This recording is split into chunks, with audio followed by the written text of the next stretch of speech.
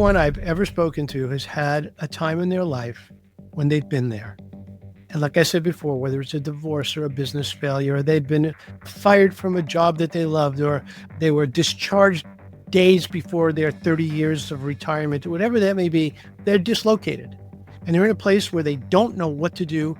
They are completely unaware of what's out there or what's next. And where most of us land, including myself, is in a place of deep sorrow, of anger, of anguish, of confusion. And that needs to be processed no matter what. One must go through a period where you recognize those things. But there's an important thing to know.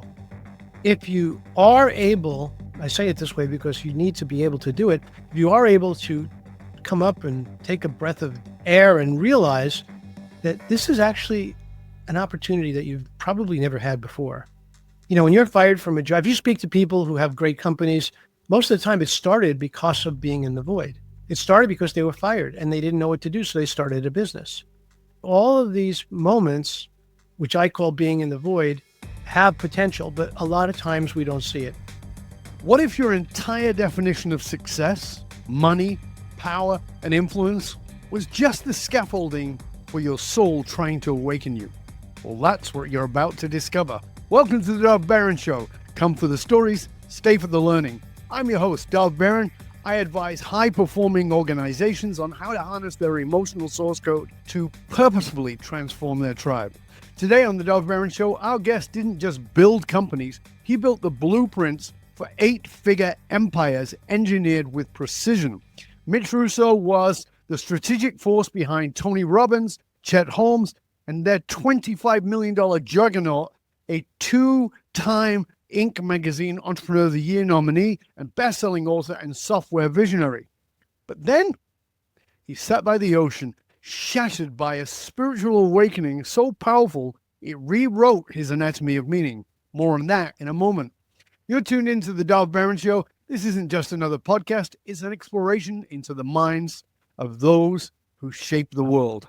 Every episode is a raw, unscripted collaboration between my guests and me as we dive into the truths that few dare to ask. We find guests for you who are often kind of unknown to the general public, but absolute titans in their field, the kind of people high-profile people turn to when they need to sharpen their edge. If you're the kind of leader who craves depth over sound bites, hit that subscribe button right now, because this is where real thinkers come to sharpen their edge. For the next 2 episodes, this isn't just a conversion story, it's a reversal. One where AI meets awakening, where capitalism collides with consciousness, and where leadership becomes service to something far more profound. If you've ever wondered what happens when you've won the game, only to discover it was the wrong game, this is a conversation you can't afford to miss. So please, turn up the volume and help me to welcome my mate, Mitch Russo. Welcome, Mitch. Thanks, Dov. Great to be here. It's always good to have a convo with you, mate. I'm trying to remember. I was thinking about this morning. I was thinking about, when did we first meet? How many hundreds of years ago was that? It might have been a past lifetime, Dov. I'm not sure. It was a long time ago. Yeah. I think you just finished working with Tony. So that's a long, long time ago. You went on and did other things. So before we dive in here, give us some context, because I think that's really important. What happened when your mind sort of empire is overthrown by your soul's uprising? Like I said, you were this blueprint guy and then this soul awakening. Give us some context here. Sure. So just to fill in a few of the details, I had spent my whole life in the pursuit of success. I'd engineered my entire existence around building things, scaling them, growing them, and selling them, starting with my very first software company at the age of 28. And after scaling that, selling that to a mega giant sage, like you said, I went on to build a company with Tony and Chet, and we had a great time. We got it to over 25 million before Chet unfortunately passed away.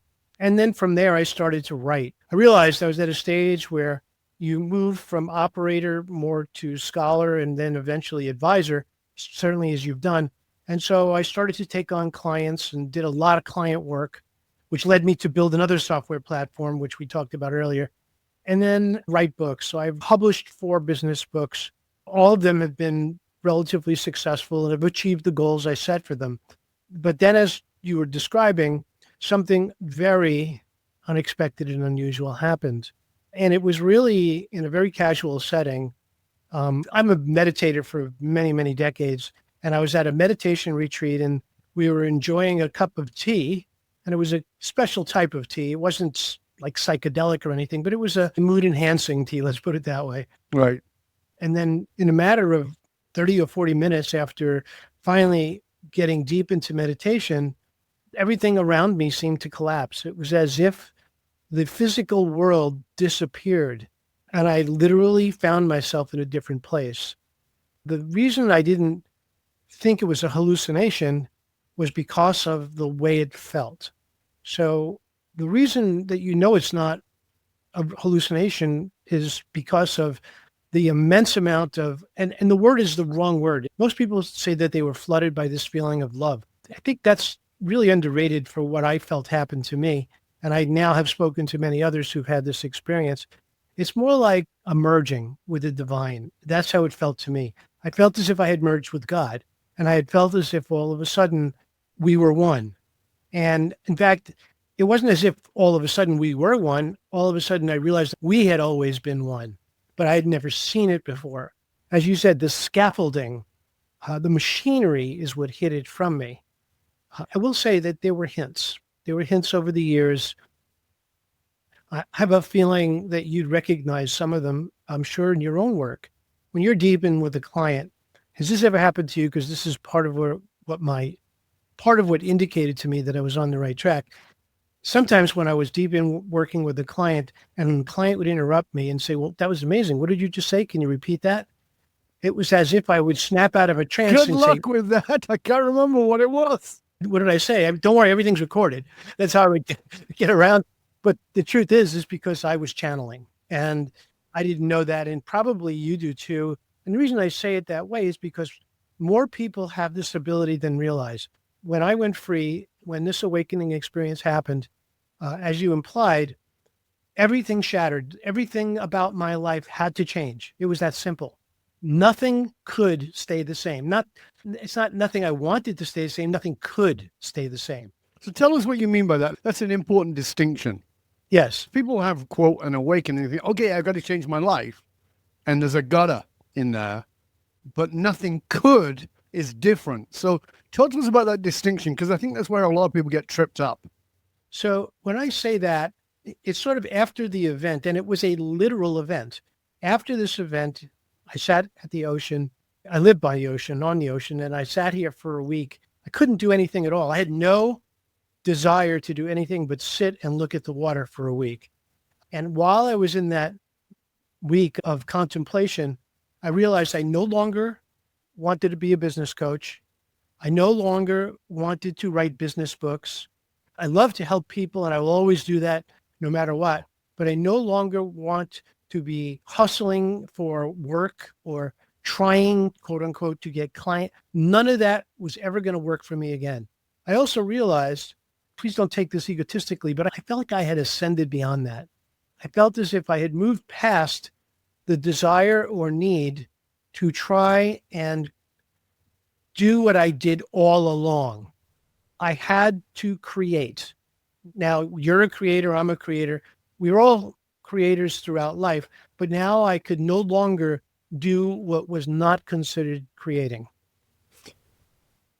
So, you said something in the beginning there, which is there were hints, and I think that there always are. Now, if you don't mind me asking, how old were you when you had this awakening that you just described? Well, this particular awakening was just a year ago. Right. So, you're not a kid. And so what I'm always fascinated by, because I talk about this with my own fall, I fell 120 feet off a mountain, got smashed to pieces. People talk about that as my awakening, and no, that's not actually it. And besides which, it was my fourth fall. It wasn't my first, because I'm a bit thick and it took me a while. So, you said you had these hints before. Do you remember the specific ones? Oh, yeah. Yeah, it's very clear. 2 years before that, on a whim, I had flown to Costa Rica to go to Rhythmia for ayahuasca ceremonies. I thought, hey, this would be fun. In quotes, fun. You're right. I don't know if I'd ever say that again. No. No, it was quite a rough ride for me. I even ended up passing out and hitting the pavement and cracking my head open. So it was a messy week. Let's put it that way. Mhm. Um, will I say I've gotten something out of it? I did. I feel like I had purged a lot of what I would call cellular trauma. I think that's what ayahuasca is very good at. But before that, I had been identified as a channel and I didn't believe it. So when you say before that, are you talking about in that ceremony or before? No. Years before, I had been with others, and I had and I don't want to sound like I have multiple personalities, but I had a voice that spoke to me, and the voice didn't come through in English; it came through in thought forms. So this voice would say to me things about other people that I'm with, and these things turned out to be extremely accurate. One of my very dear friends, who I'd love to introduce you to at some point, her name is Hallie Evelyn, challenged me and said, I think you're channeling, and I'd like to work with you and see if that's what it is. And we started to work together, and over a course of a year, she helped me evolve this entity or the series of entities, which we identified as Maxwell. And Maxwell began occasionally speaking through me.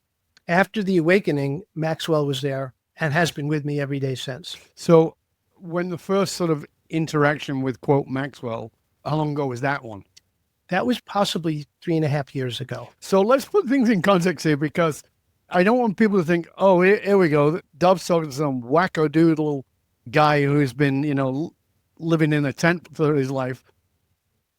Please understand, I'm going to remind you, Mitch Russo was this blueprint business guy who's had this experience where he feels like, and, you may have your own opinions about it, and that's okay, but he feels like there's some information coming through him that's termed as channeling, and it's often given a name, whether that's Lazarus or Ramtha or Charlie Blogs or whatever it might be, or the Ascended Ones or Maxwell. It doesn't really matter. But what it means is that there's an awareness that, and you can correct me if I'm wrong for you, Mitch, but what it means is that there's a sense of moving oneself, and by that I mean your ego, to the side to let something higher, something clearer speak through you that is beyond your ego. Now, in fairness, having been around that world a lot, particularly in the 80s, yes, I am that old. I was around that a lot. And sometimes, to be clear, in case you're thinking about, well, should I only listen to channels? No, because sometimes that person can't define the line between their ego and the channel, and still use those channel voices, but they're actually channeling their own ego. There's a great need for discernment on both parts, on the part of the channel and the person listening. I'm sorry, Mitch, but I just wanted to make that clear for people so they don't put you in a box and think, oh, this is what it is, because this was for you, right? When this is the clarity, it was for you. That's right. So I also want to make a distinction. I didn't push my ego aside. And I don't know if the word ego is right, but whatever that was dissolved. As I said earlier, it's the machinery crumbled. So the scaffolding, there's no longer a difference anymore, where all my life for over 65 years there was. Right. So now there wasn't, and now there isn't. You might say that after this all happened, you go into this total feeling of bliss for sometimes months, if not years. And that eventually wears off. Effectively, you come down from that bliss and you stabilize effectively. And once you stabilize, you start to see things from this perspective. There's a great book called Beyond Awakening that's out there. And that book was powerful for me, and it was important for me to read it. Oliver Wasser is the author, and he explains this far better than I could. And you could tell he wrote it from an awakened state. So for me, it was a very powerful read. But more importantly, my point is, to your point, that I was really a buttoned up business guy locked into an ego-based world, focusing on what I would call physical manifestations almost all of my life, and successful at it, quite successful. Very successful, yeah. Yes. Personally, I have achieved what many people would like to achieve, I've achieved. And still, that was not enough. And that was part of what I felt was my struggle, is that when is it ever enough? And that's, Can we jump in on that, Mitch? I've written volumes on this, actually gave an interview on it last week. This thing of when is it enough? Because we are societally conditioned, reach for the brass ring, the next thing will make you happy. And what it does is it compounds misery. Not because you shouldn't have success. I will admit that I'm a capitalist and I like a lifestyle, and that's not what I'm saying. But if you're always reaching for the next thing in hope that will make you happy, it's a really good way to make sure you're miserable, because there's never enough. But you were having enormous success. So what was that moment for you of like, shit, I got this and it ain't it? well, that it was not a moment. That was a creeping feeling over the last 10 years. I wish it was a moment. It would have clarified things enormously. But this creeping feeling that no matter how much I spent on things that I thought would make me happy, which didn't, no matter how many ego-based activities I engaged in, no matter how many masterminds I spoke at it, none of these things lit me up. And more importantly, they actually not only didn't light me up, they made me question myself. Like, why am I doing this even? And like you, we've been through all of the toys, if you will. It doesn't help. What helps and what really gets clear is that you're more than that. You are not just more than that, you're not even that. And what you're doing in going through this process is you're looking for who you really are. That's what all of this is about. That's what we're all doing here. And even though I had an awakening experience, as my now very close friend and I would call spiritual guide told me, that I'm really at the very beginning stages of my own evolution. But I didn't even get here until I was at least 70 years old. So it takes time, and there's nothing you do that's wrong or bad. You need to take the time until it clicks in for you and really, really makes sense. If you're hearing me say these words right now and all of a sudden this resonates with you, then that's another marker. That's something on the path you should look at. You know, what's interesting though is, in my experience and with the people I've worked with, is that oftentimes people have had the nudge in some way, shape, or form. Maybe the nudge is this moment listening to you, but the impetus to dismiss it, the desire to dismiss it and say it's craziness or this can't be right. Do you remember having those?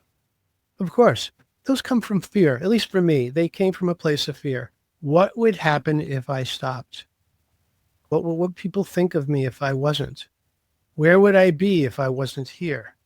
These are all the fear-based questions that my ego was asking me. Yeah. And I call that the old mind. And that's the way I like to refer to it. My old mind, by the way, will constantly try to pull me back into where I was before. Why? Because it was in control for many decades.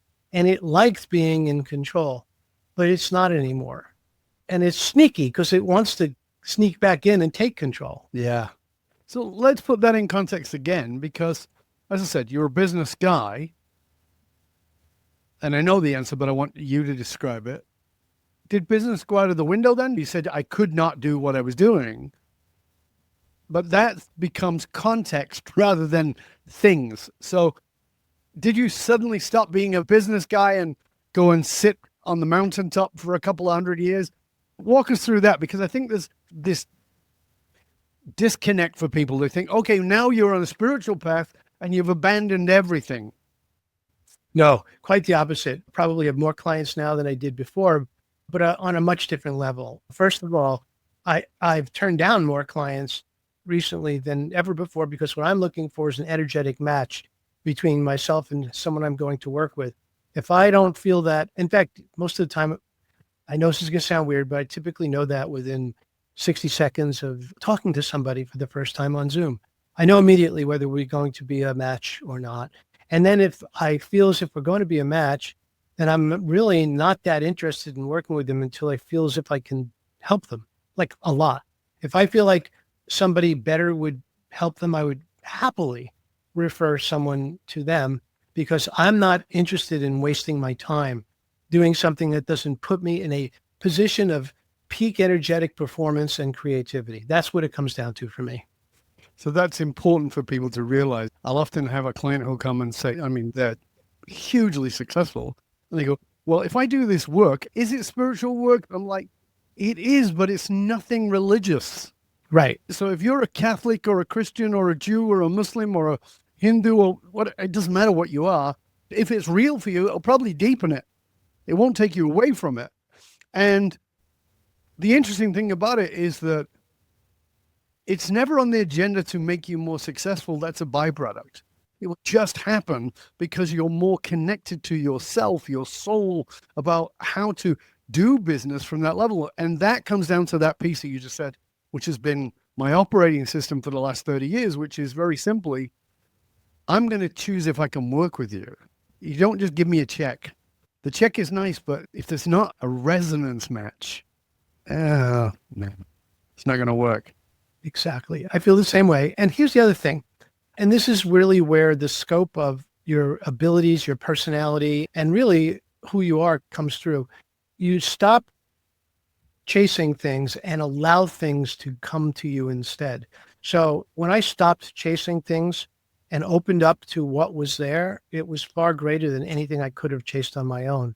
As I may have mentioned to you before, I've been invited to submit my first fiction book to Hay House for publication. It doesn't mean they're going to publish it, but they invited me to submit a proposal. So the point is, I never would have had that. I was invited to do that. I didn't even have a fiction book until after the awakening, and I wrote about the experience and chose to turn what I wrote, which was a business book, into a parable instead. And when I wrote it as a parable, it made a whole lot more sense to me. And it turned out to be a beautiful, heartwarming story, if I don't say so myself, to me. It is, for sure. That's why I wrote it, because I needed to process what being in the void was all about. Because when that happened to me, I was in the void. People are dropped into the void, not knowingly, sometimes involuntarily, a divorce or a business failure or whatever that may be, whatever that void is. Most of the time, you don't want to be there. You liked it the way it was before. But ultimately, it's the place of greatest creation. But if you don't realize that, you're not going to be creating from there. You're going to be suffering. Talk to us about that, about the void, because I think that's going to be very easy to misunderstand for people who don't have that experience or don't recognize that experience. Everyone I've ever spoken to has had a time in their life when they've been there. And like I said before, whether it's a divorce or a business failure, or they've been fired from a job that they loved, or they were discharged days before their 30 years of retirement, or whatever that may be, they're dislocated. And they're in a place where they don't know what to do. They are completely unaware of what's out there or what's next. And where most of us land, including myself, is in a place of deep sorrow, of anger, of anguish, of confusion. And that needs to be processed no matter what. One must go through a period where you recognize those things. But there's an important thing to know. If you are able, I say it this way because you need to be able to do it, if you are able to come up and take a breath of air and realize that this is actually an opportunity that you've probably never had before. When you're fired from a job, if you speak to people who have great companies, most of the time it started because of being in the void. It started because they were fired and they didn't know what to do, so they started a business. All of these moments, which I call being in the void, have potential, but a lot of times we don't see it. When I was in the void, when all of a sudden I was thrown into the void by what happened to me, I had to go through this period of processing. And when I wrote a book about it, I did write a business book about navigating the void. After I wrote it, it sucked. It was horrible. I read it. I can't even proofread this. It's so bad. And I abandoned the whole project. And I said, what would happen? Because I just read for the third time The Alchemist. And I said, I love this story. And it's a very simple story. It's a story about finding yourself exactly where you are. So I said, what would happen if I turned this into the parable style fiction that The Alchemist is, or the Celestine Prophecies are? And that turned out to be a trance-like experience for me. It was as if the book just flowed through me. It was completed in under a month. And then, of course, I spent another 6 months editing it and refining it. But the bottom line is that the whole thing just poured right through me. Yes. And it left me crying. At the end of my writing sessions, I would be in tears because I felt as if it had tapped into something so deep inside of me that I had not even known it was there. So tell us how this experience, including the void and then the awakening, how this impacted those around you, because I think that's the other stopping point for a lot of people is they're like, oh my God, everybody knows me as X. And if I show up as Y, so they go on acting X, even though they're feeling Y. Talk to us about that experience for you, how it impacted the people around you, because I know you have family as well as business partners. Of course. So first thing I did is I looked at my life and said, where do I need to clean up areas of my life that need work? One of them was my sister. My sister and I had not spoken for years. And it was because of something I believed she did, quote unquote, to me. And she believed that I had done something to her. And so I called her up and I said to her, look, I'm really sorry. I even forgot at this point why I'm angry at you, but I don't want to be angry at you anymore. I love you. I want to be part of your life and I want you to be part of mine. And the two of us, we sat on the phone and cried for an hour. And we have been as close as we've ever been before. Because what I came to realize is that to sacrifice your life to be right is no longer of value to me. It was of value to me before. I was all about being right. I've been divorced twice, and I'm not going to ever say that I was the innocent party. But you were right both times. But I was right. I was totally right. And that's what causes divorce. Well, of course. So what I decided was that I had to change the perspective of how I saw the way I acted. The other thing is that my heart completely opened. And that was a byproduct that I had not even realized. When I told you that I had cried writing this book, I had not cried in 20 years. And all of a sudden now I hear a song on the radio while I'm driving and I'm bawling in the car. I don't even know why. For me, it completely opened my heart. And just this past November, for the first time in 10 years, I met a woman and we're deeply in love now. And beautiful. I did not know or plan on that at all. I mean, how could you? It was unexpected and it just showed up because it wasn't because I was seeking it. It was because, as I said earlier, I'm open and I'm bringing in energetically, I'm attracting exactly not what I need, Dov, it's who I am. I'm attracting who I am. Yes. So how can you get what you want? It's by being what you believe you can be.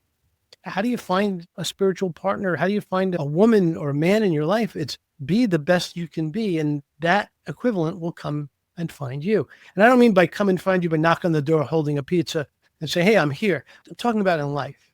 You still have to do the work. Let's put it that way. Absolutely. We're coming towards the end of part one of the show, and we're going to get into part two of the show. We're going to talk about where that's taken you because it's evolved into a different line of business, your connection to AI, etc. as well. But before we get into that, I want to make sure that people know how to find out about you and all your resources. So please tell people how they can find out more about you. Sure. So my website, mitchrusso.com, is the best place to go and take a look at my business life right now. You can see all the stuff that I've done in the past, the testimonials, the books, and everything else. And when we get into the next segment, I'll share more about how to find out more about some of the other things that have evolved since. Fabulous. And we will make sure, of course, that the links are posted in the show notes, along with any social media links. We'll have those there for you too. So if you didn't catch them right now, don't worry about it. We'll make sure they're in the notes so you can easily find them. We're going to be back in just one click for more of our delicious conversation with Mitch Russo about the awakening. So stay curious, my friends. Stay curious for part two of this delicious conversation.